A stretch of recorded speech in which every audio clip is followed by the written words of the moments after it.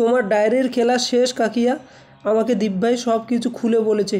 এই ডায়েরির পিছনে তোমার হাত আছে আর কুন্তলার হাত আছে। এবার আমি তোমাদের কাউকে ছাড়বো না, আর এই কথাটা আমি আমার মাকে গিয়ে বলবো। বন্ধুরা, আমরা অনুরাগের ছোঁয়া ধারাবাহিকের আগামী পর্বগুলোতে এমনটাই দেখতে চলেছি। তার আগে ভিডিওটিতে লাইক দিয়ে চ্যানেলটি সাবস্ক্রাইব করে দিয়ে পুরো ভিডিওটি দেখতে থাকুন। সূর্য ওই বোর্ডিং মিটিংয়ে যায় আর যাওয়ার জন্য রাজি হয়ে যায়, এবং জয়, সূর্য, পালক সবাই একটু এগোয়, সোনাও এগোয়। কিন্তু এদিকে সঙ্গে সঙ্গে উর্মি কুন্তলাকে ফোন করে বলে দেয় যে কুন্তলা, তুমি যে করে হোক দাদাইকে এবার আটকাও, আমি আর কিছুতেই পারছি না। এরপর কুন্তলা বলে, ঠিক আছে উর্মি, তুমি কোনো চিন্তাই করো না উর্মি, এবারে আমি এমন একটা মোক্ষম চাল দিয়েছি না, এবার দীপা আউট হবেই। এদিকে সূর্য চলে এসে বোর্ডিং মিটিংয়ে, আর এসে দেখতে পায় যে খুব সুন্দর নানা রঙের ফুল, আর সে ফুল দেখে দীপার কথা মনে পড়ে যায়। এদিকে রূপা মনে মনে বলতে লাগে, জেনে যাবে যে মা হচ্ছে ওনার স্ত্রী। আর এটা সূর্য দেখতে পায় যে কে এই ফুল সাজিয়েছে। তখন সবাই বলতে লাগে যে এই ফুল সাজিয়েছে উনি। তারপর দীপাকে দেখতে চায়, আর দীপাকে দেখে প্রথমে সূর্যর আগের কিছু স্মৃতি মনে পড়ে যায় যে এইভাবেই তারা দুজনকে দেখেছিল, আর সোনারও মনে পড়ে যায় ছোটোবেলার কথা। আর তখনই সূর্য দেখতে পায় যে ওই দীপার মুখটা দেখেই সে আত্মা হয়ে ওঠে, আর চমকে যে বলে যে আমি ওনার সঙ্গে আমি ডিল করতে চাই না, আর আমি কোনো কিছুতেই ওনার সাথে সই বা হাত মেলাতে চাই না। এরপর জয় সূর্যকে বেশ সুন্দরভাবে বুঝিয়ে সুঝিয়ে বলে যে দাদাই আমরা এখানে কারো সঙ্গে কোনো কিছু বলতে আসিনি, আমরা এখানে ডিল করতে এসেছি, আর তুমি প্লিজ দাদা এটা নাও।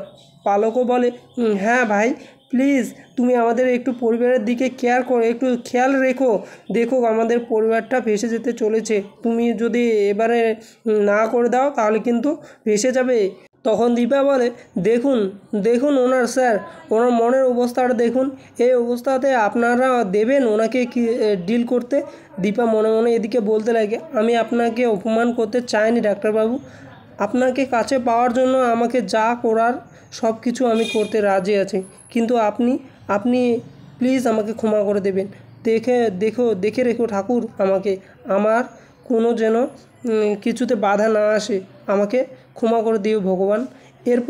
এরপর দীপা অনেক কিছু বলতে লাগে যে আপনার যে মেয়ে আছে তাকে তো আপনি চেনেন না। তখন উর্মি প্ল্যান করে, উর্মি লাবণ্যকে ফোন করে নিয়ে আসতে বলে, আর লাবণ্য এসে হাজির হয়। ভয়ে লাবণ্য বলে, বাবা খুব ভালো ছেলে। আর এরপর বলতে লাগে, বাবাকে আমি খুব ভালোবাসি, আমি ওকে খুব ভালো ছেলে বলে ডাকি।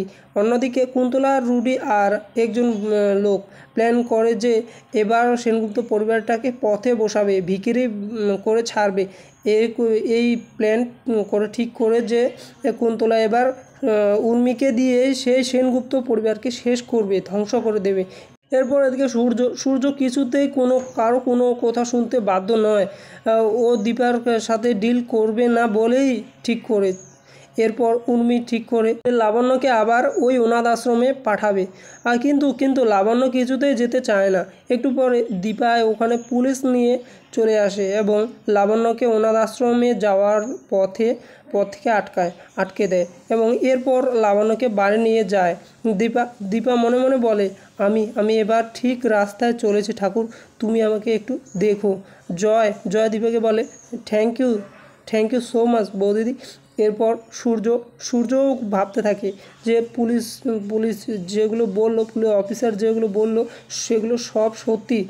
এদিকে উর্মি কুন্তলার বাড়িতে এসে উর্মিকে সব কিছু বলতে লাগে। উর্মি তো বোকা, যেটা বলবে সেটাই সত্যি ভেবে নেয় হয়ে যায়। কুন্তলা বলে, এবার দীপা আর কিছুতেই ফিরবে না। উর্মি বলে, মানে তখন কুন্তলা বলে, মানে কিছুই নয়, মানে এটাই যে না থাকবে বাস, না বাঁচবে বাসি। এবার দীপা চিরদিনের জন্য বিদায় নিয়ে চলে যাবে এই পৃথিবী ছেড়ে।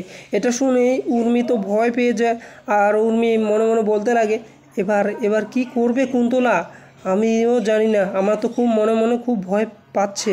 তো বন্ধুরা, তোমাদের কেমন লাগলো আজকের এপিসোডটি তোমরা প্লিজ কমেন্ট করে মতামতটি জানাবে। আর নতুন নতুন এপিসোড দেখার জন্য চ্যানেলটি সাবস্ক্রাইব করে পাশে থাকবে। ধন্যবাদ।